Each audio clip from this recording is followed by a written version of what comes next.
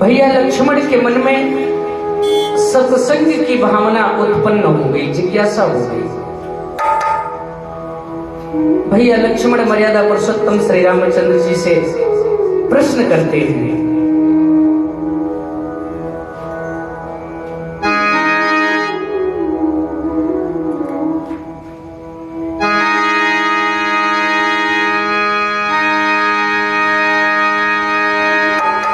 एक बार प्रभु, एक बार प्रभु सुख आसीना, सुख आसीना। एक बार प्रभु सुख आसीना, सुख आसीना।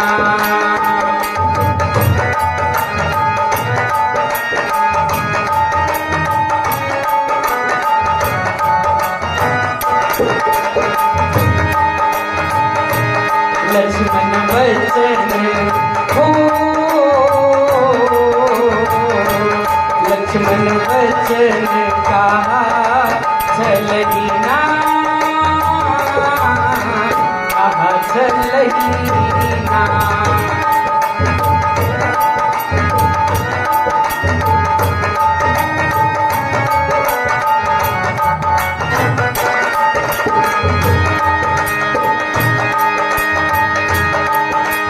भैया लक्ष्मण ने मर्यादा पुरुषोत्तम श्री रामचंद्र जी से कहा, सुर महिषुर सचराचर साई,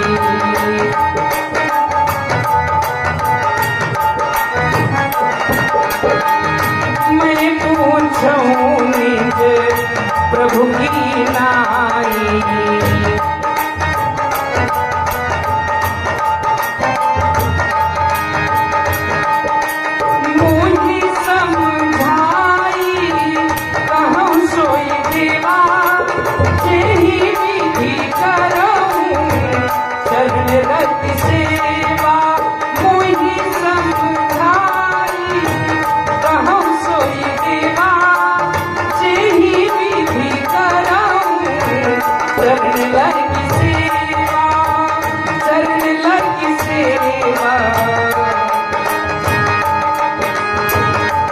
कहूँ ज्ञान, कहूँ ज्ञान विराग अनुमाया,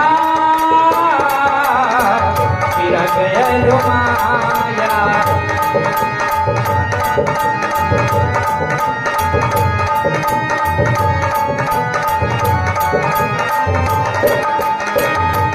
कहूँ सुभगति, कहूँ सुभगति करहूँ जिहिताया,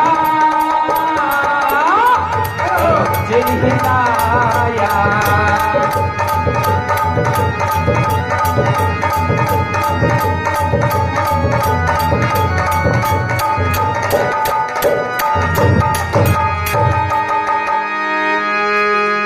एक बार प्रभु सुख आसीना, लक्ष्मण वचन कहो छलहीना। मर्यादा पुरुषोत्तम बड़े सुख के साथ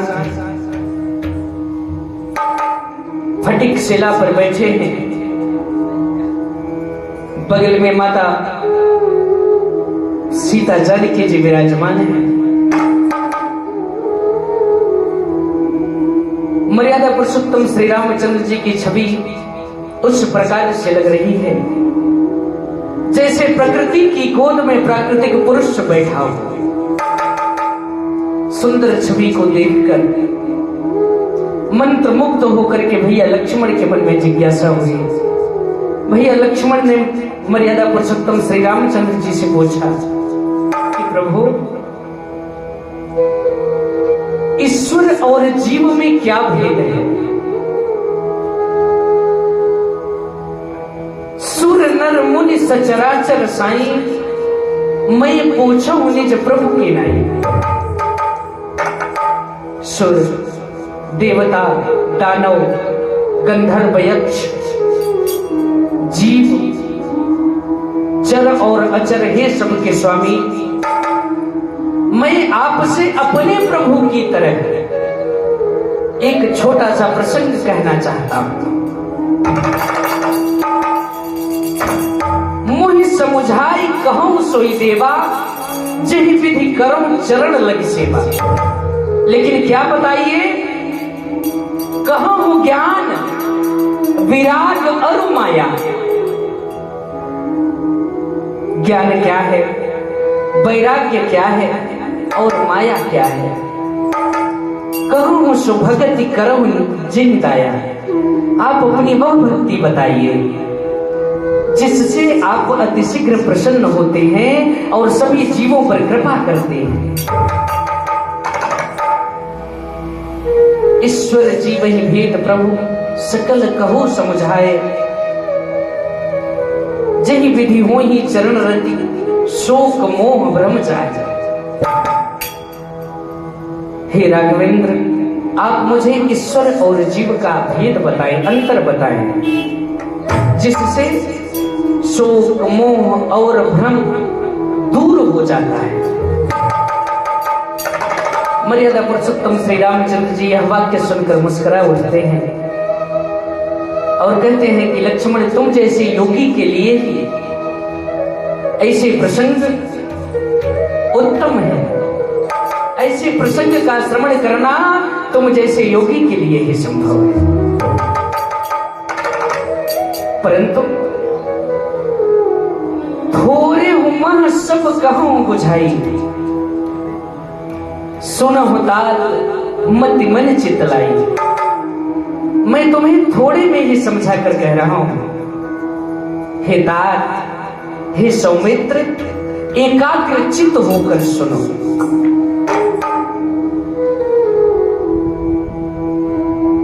मैं और मोर तोर ते माया, जा बस कीन है जीव निकाया।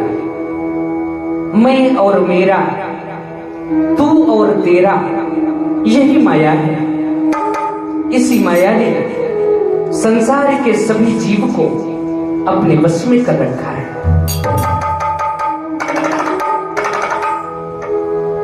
गो गोचर चहल की मन जाई, सो सब माया जानहु भाई।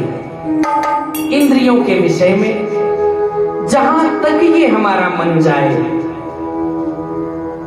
उन सबको माया ही समझो। और इस माया के भी दो भेद होते हैं। तिनकर भेद सुनो तुम सो, विद्या अपर अविद्या दो। एक विद्या और दूसरी अविद्या। ये जो अविद्या रूपी अंधकार है, एक दुष्ट अतिशय दुख रूपा, जाबस जीव पराभव को पा। ये अविद्या रूपी अंधकार बहुत ही कष्टदायी है, बहुत कष्ट देने वाला है।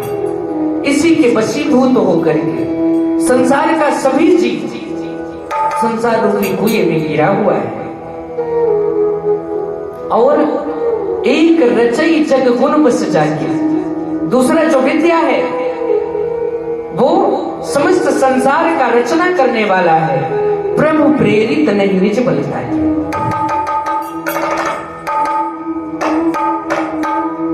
ज्ञान मान जह एको नाही, जहां पर मानादिक दोष न हो। अर्थात हम कहीं जाएं, मन में कल्पना हो कि हम किसी के यहां जाएंगे तो वहां पर मेरा सत्कार होगा, मुझे बैठने के लिए आसन दिया जाएगा, बड़ा आदर भाव करेंगे हमारा। अगर ये सब भाव मन में आ गया तो ये समझ लीजिएगा कि वो ज्ञानी नहीं हो सकता, वो ज्ञानी नहीं है।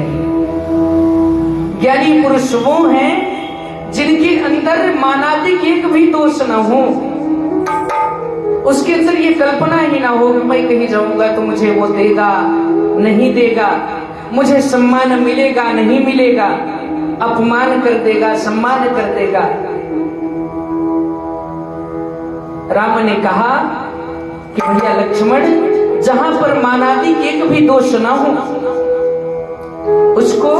ज्ञान समझना चाहिए और समस्त संसार को परम ब्रह्म परमात्मा के समान जो देखता हो, जिसके अंदर मानादिक दोष न हो, वही ज्ञानी है, वही ज्ञान है। इसके बाद आता है प्रश्न वैराग्य। वैराग्य क्या है? भगवान श्री रामचंद्र जी ने भैया लक्ष्मण से बताया कि कही तात सो परम वैरागी, जो तृण समसिद्ध तीन गुण त्यागी। तीन गुण कौन कौन से गुण हैं? रजोगुण, सतोगुण और तमोगुण।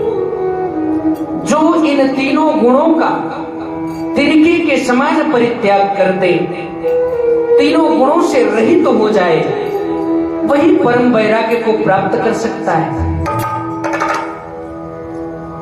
माया ईशन आप कहूं, जान कही सोई जीव, बंत मोक्ष प्रद सर्व पर माया प्रेरक सी।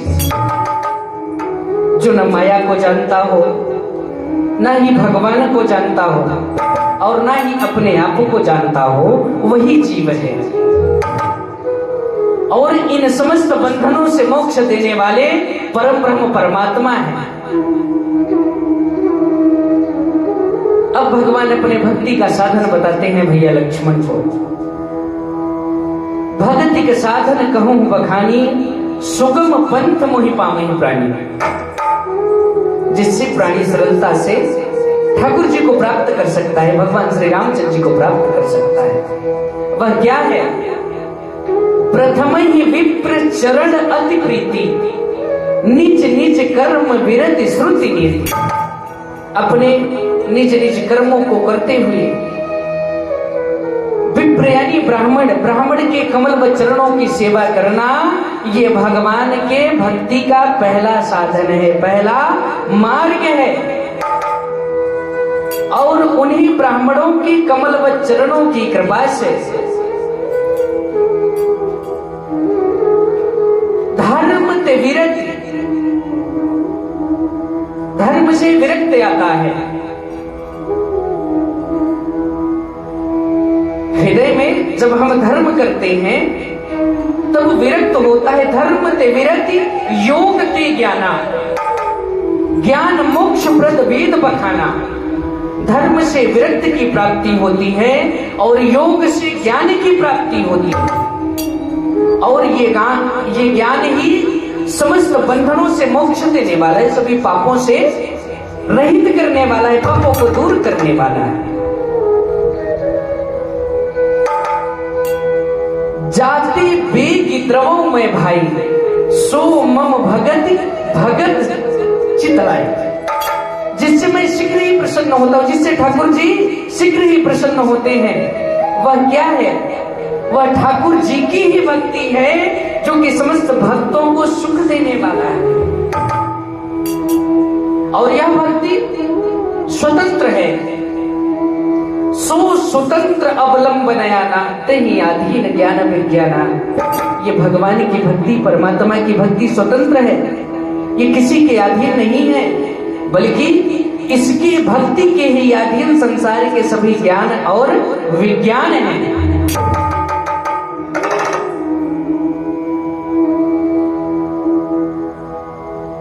पहली भक्ति ब्राह्मण विप्रदेव के चरणों की सेवा करना।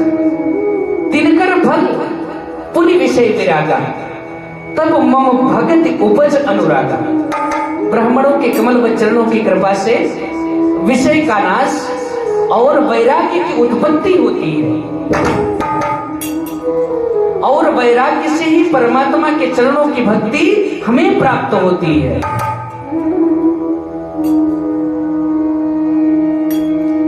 श्रवणादिक नव भक्ति दृढ़ाई। वैसे श्रवण करने के लिए तो ठाकुर जी की 9 भक्तियां हैं, जो कि अभी कथा में माता शिवरी को रामचंद्र जी अपनी 9 भक्तियां प्रदान करेंगे। संत चरण पंकज अति प्रेमा, मन क्रम वचन भजन दृढ़ नेमा। संतों के कमल व चरणों के प्रति स्नेह रखना, पंकज अति प्रेमा, अति प्रेम करना, भजन करना, व्रत करना, नियम करना, ये सब भगवान के भक्ति के साधन हैं। और संतों में भी दो होते हैं, एक साधु और दूसरे संत। साधु वो होते हैं जो भगवान को ढूंढा करते हैं, कहीं यज्ञ करके, कहीं तपस्या करके, कहीं पूजा पाठ करके भगवान को ढूंढते हैं, वो तो साधु हैं। लेकिन संत कौन है? जिनको भगवान ढूंढते हैं, जिनके पास भगवान स्वयं दौड़ करके आते हैं, वो संत भगवान हैं। और उन संत भगवान के कमल वचनों के प्रति स्नेह रखना परमात्मा के भक्ति का प्रथम एवं मूल मार्ग है।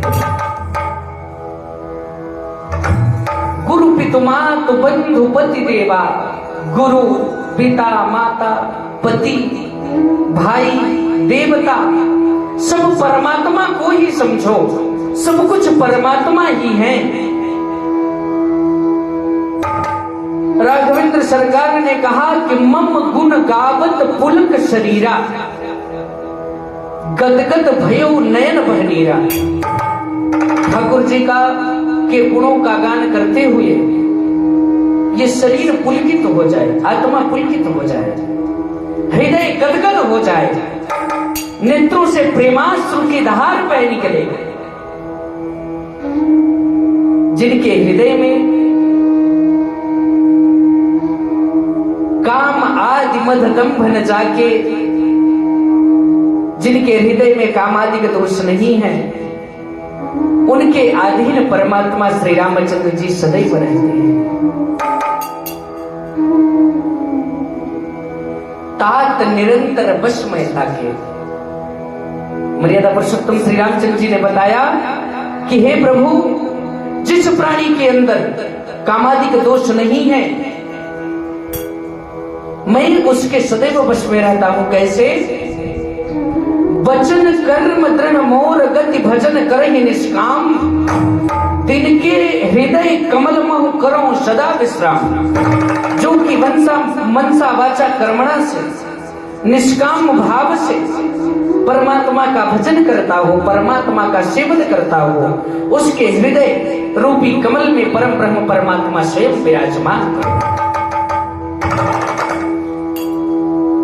मर्यादा पुरुषोत्तम की सत्संग भरी वाक्य सुनकर भैया लक्ष्मण बड़ा सुख को प्राप्त किए। भगति जोग सुन अति सुख पावा। सुख तो था ही राम जी के चरणों में उन्हें, लेकिन सत्संग के वाक्य सुनकर अति सुख हुआ उनको। और लक्ष्मण प्रभु चरणन सिर नामा। भैया लक्ष्मण मर्यादा पुरुषोत्तम श्री रामचंद्र जी के चरणों में मस्तक को झुकाकर कुछ दूर पर बैठ जाते हैं। अब वहां पर रामचंद्र भगवान, माता सीता, लक्ष्मण भैया बैठे हैं। शूर्पणखा एक दिन भ्रमण करते करते आ गई। शूर्पणखा कौन थी? महाराज रावण की बहन थी शूर्पणखा, जिसके पति का नाम विद्युत जिह्वा था। विद्युत जिह्वा को महाराज रावण ने स्वयं अपने हाथों से उसका वध कर दिया था। तब से शूर्पणखा महाराज रावण के विनाश की योजना बना रही थी कि किस प्रकार से मैं अपने पति का बदला लूंगी, पति के वध का। समय मिल गया शूर्पणखा को। देखती है कि रामचंद्र जी आ गए हैं, माता सीता बैठी हैं। शूर्पणखा सुंदर स्वरूप धारण करती है। शूर्पणखा ब्रह्मा जी से वरदान मांगी थी कि मैं जब जैसा चाहूं अपने इच्छा के अनुसार वेश को बदल सकती, तो वो सुंदर स्वरूप बनाती है और भगवान श्री रामचंद्र जी के पास पहुंच जाती है।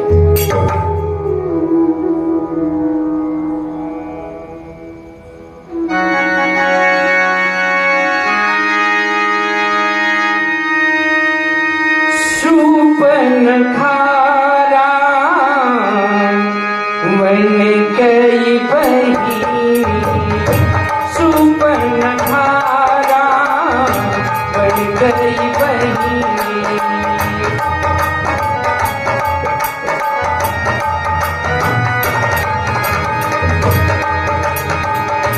दुष्ट हृदय दारुण जस यही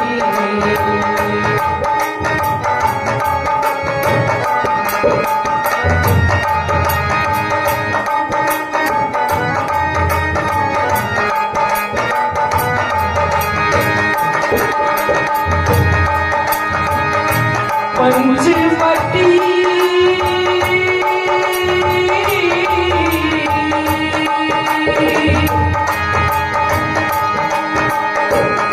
पंचवटी सो गई एक बारा पंचवटी सो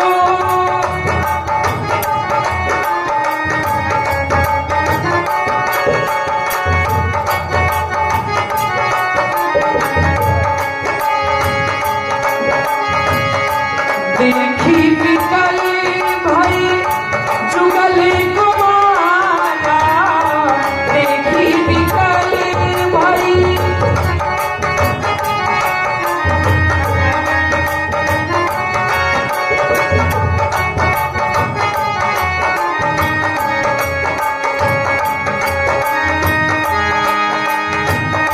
भ्राता पिता पुत्र अनुगारी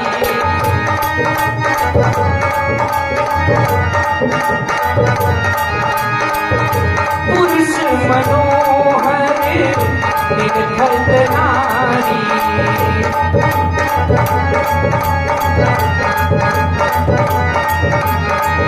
पुरुष मनोहर निरखत नारी।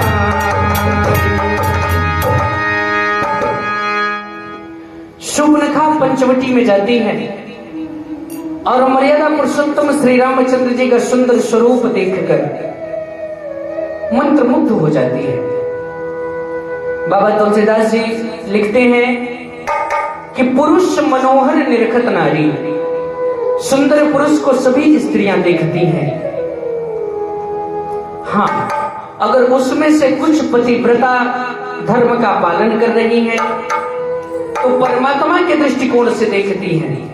उत्तम वर्ग की पतिव्रता और मध्यम वर्ग की पतिव्रता उन्हें अगर अपने उम्र का है तो भाई के दृष्टिकोण से देखती हैं, अपने से छोटा है तो पुत्र के दृष्टिकोण से देखती हैं, अगर अपने से उम्र में बड़ा है तो पिता के दृष्टिकोण से देखती है।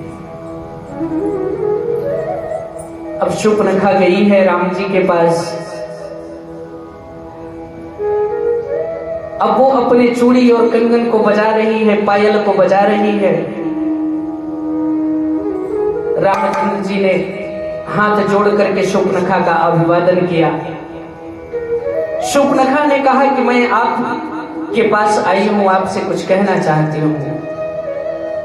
राघवेंद्र सरकार ने सहज भाव से कह दिया, कहो भद्रे, क्या कहना चाहती हो? शूर्पणखा ने कहा,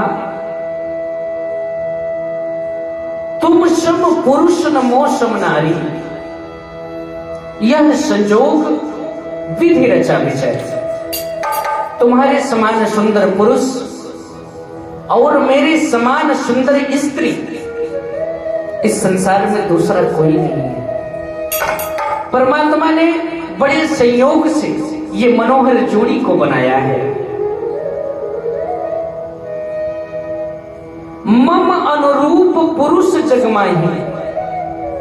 शूर्पणखा ने कहा कि मेरे योग्य पुरुष, मम अनुरूप पुरुष, मैंने तीनों लोगों में ढूंढ लिया, कोई दूसरा नहीं मिला।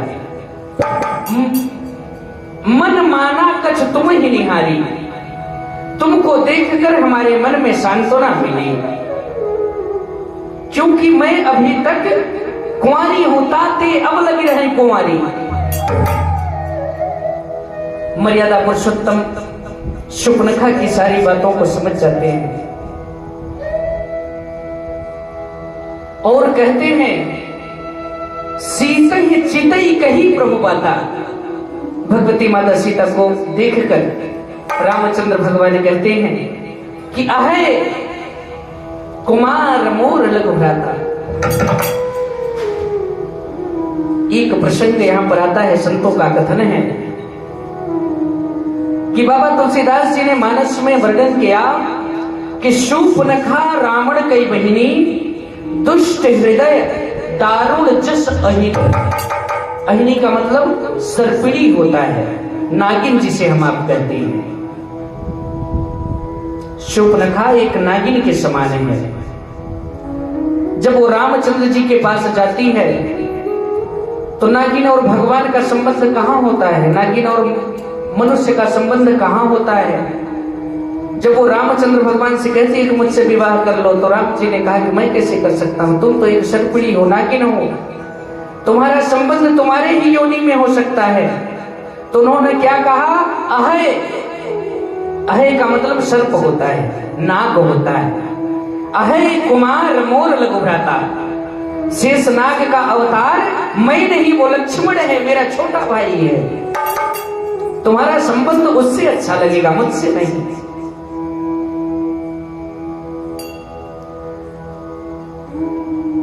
शूर्पणखा भैया लक्ष्मण के पास जाती है। शूर्पणखा को देखकर भैया लक्ष्मण कहते हैं कि सुंदर सुन मैं उनकर दासा, पराधीन नहीं तोर सुपासा। मैं तो खुद पराधीन हूं, दूसरे के अधीन हूं, मेरे साथ रहकर तुम कहां सुख को प्राप्त कर सकोगे। जिसमें उपमा भी दिया भैया लक्ष्मण ने कि सेवक सुख चह मान भिखारी, व्यसनी धन शुभ गति व्यभिचारी। सेवक जो स्वयं किसी की सेवा करता हो उसको कभी सुख नहीं मिलता, सेवक को सुख नहीं मिलता। नौकर नौकर ही रहता है, नौकर कभी मालिक नहीं होता। और भिखारी को कभी सम्मान नहीं मिलता।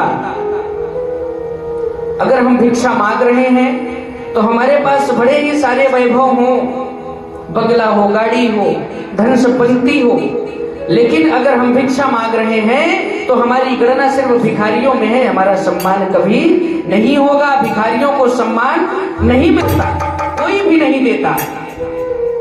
इतना तक कि अब आज के परिवेश में कोई संत भगवान भी द्वार पर आ जाते हैं, कोई ब्राह्मण देवता भी आ जाते हैं, तो हम आप सभी उसे भिखारी के दृष्टिकोण से देखते हैं कि दे दो 10, 20, 50 रुपए चले जाएंगे, इसलिए आए। ये जानने की कभी कोशिश नहीं करते कि इनके मन में भाव भी क्या है, ये कहना क्या चाहता है। वैसे कमियां सबकी हैं, धर्म या व्यापार बन चुका है, इसलिए लोगों की आस्था भी धीरे धीरे कम हो रही है। लेकिन अति सर्वत्र वर्जते, किसी भी चीज की अति होना हर जगह विनाश का कारण है। सभी को एक ही दृष्टिकोण से नहीं देखना चाहिए। कभी लीटर से मीटर नहीं मापा जाता। मीटर को मापने के लिए हमें मीटर का ही मापदंड लेना पड़ेगा, लीटर के लिए लीटर का मापदंड लेना पड़ेगा। तो सभी पुरुष एक समान नहीं होते। लक्ष्मण जी ने कहा कि और व्यसनी धन, अधिक खर्च करने वाला, सोचे कि मैं धनवान हो जाऊं, यह भी संभव नहीं है। हमारी कमाई है 100 रुपए रोज की, और हम अगर 100 रुपए रोज खर्च कर रहे हैं तो हम धनवान कहां से होंगे। व्यसनी धन, अधिक खर्चा करने वाला कभी धनवान नहीं हो सकता। और शुभ गति व्यभिचारी, वैश्यावृत्ति करने वाली स्त्री कभी शुभ गति को नहीं प्राप्त कर सकती, उसको कभी स्वर्ग नहीं मिल सकता। ये चारों उसी प्रकार से हैं जैसे कि कोई आसमान से दूध दुहना चाहता हो। आसमान से कभी दूध निकलता है? दूध नहीं निकलता आसमान से, दूध तो गौ माता से निकलते हैं। शूर्पणखा कहते हैं कि आप तो राम जी के पास जाओ। भैया राम जी मना कर देते हैं। लक्ष्मण जी शूर्पणखा को कटु शब्दों का प्रयोग करते हैं। क्रोधित हो जाती है शूर्पणखा और अपने वास्तविक रूप में आ जाती है। विकराल रूप, खुला हुआ बाल, बड़े बड़े दांत, बड़ी सी नाक, बड़े बड़े हाथों के नाखून। शूर्पणखा को देखकर माता सीता भयभीत हो जाती है। तब सीता ही सभय देख रघुराया